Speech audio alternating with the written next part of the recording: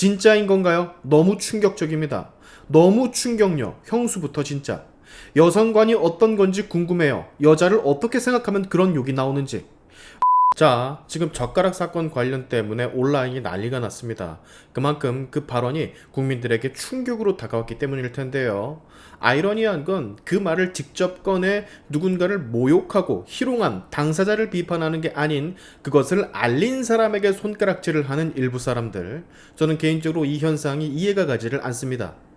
이 젓가락 사건이 언론을 통해 기사가 된 후 지금 맘카페, 엄마들이 모이는 곳이 대폭발을 했다라는 소식 들고 왔습니다. 그리고 이 내용들을 보면 엄마들의 분노와 불신이 어디를 향하고 있는지 분명히 보여주고 있죠. 자, 어제 이준석 개혁신당 후보의 이른바 젓가락 발언, 표현 자체에 대해선 시청자에 따라 평가가 엇갈릴 순 있습니다. 그러나 문제는 이 발언이 겨냥한 과거 사건 그 자체라는 거, 그리고 그 과거는 지금 많은 부모님들, 특히 엄마들의 분노를 사고 있는 상태, 그리고 이것이 더욱더 퍼져나가 그 젓가락 사건이 뭐였지? 진짜 그런 댓글이 있었던 거야? 그러면 왜 언론에선 조용했었지? 라면서 다시 정보를 찾아보기 시작했습니다. 엄마들의 반응은 매우 구체적이에요. 딸 키우는 엄마로서 충격적이다. 그런 말을 한 사람이 대통령 후보의 아들이라는 게 믿겨지지 않는다. 정치고 뭐고를 떠나서 이건 사람의 문제다.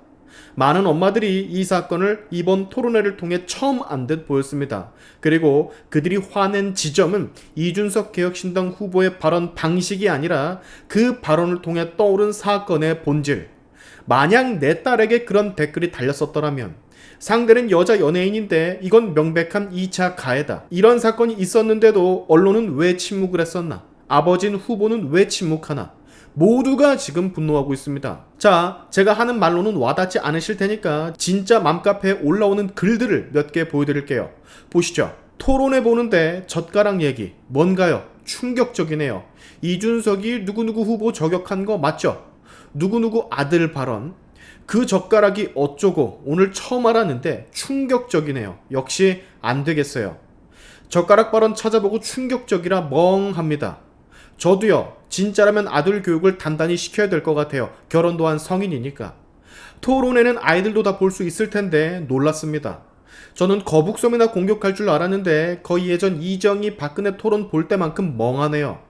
평생 들어보지도 못한 욕을 그 집안 때문에 여러 가지를 알게 됐습니다. 저 젓가락 발언에 놀라서 네이버 검색하다가 저 발언도 봤는데 어떻게 해야 되나요? 진짜인 건가요? 너무 충격적입니다. 너무 충격요. 형수부터 진짜. 여성관이 어떤 건지 궁금해요. 여자를 어떻게 생각하면 그런 욕이 나오는지. 너무 충격적이라 속이 울렁거립니다. 여성을 대체 어떻게 생각하는 건지 후보자나 아들이나. 들어본 중 몇 안 되게 충격적인 말이에요. 저도 갑자기 왜 저기서 젓가락 발언이 나와서 뭐지 검색해보니 너무 충격적이었어요. 자, 이게 현재 맘카페의 거의 공통된 반응입니다. 맘카페의 영향력은 실제로 대단하죠. 지금 이 젓가락 사건 때문에 많은 엄마들이 혼란을 겪고 있을 거예요. 그만큼 사회적으로 큰 충격적인 발언들이었으니까. 자, 그런데 지금 이상한 상황이 또 하나 벌어지고 있습니다.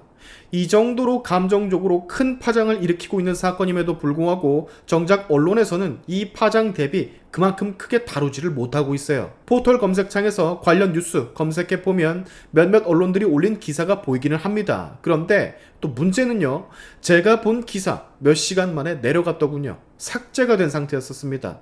멀쩡한 기사가 삭제가 된다. 뭐 대충 어떤 상황인지 많은 분들은 짐작을 하실 겁니다. 언론을 통해 이 사건이 빠르게 퍼져나가니 뭔가 조치가 있었던 모양인데, 이런 삭제된 기사들은 더욱 큰 불신을 낳는다는 게 치명적입니다.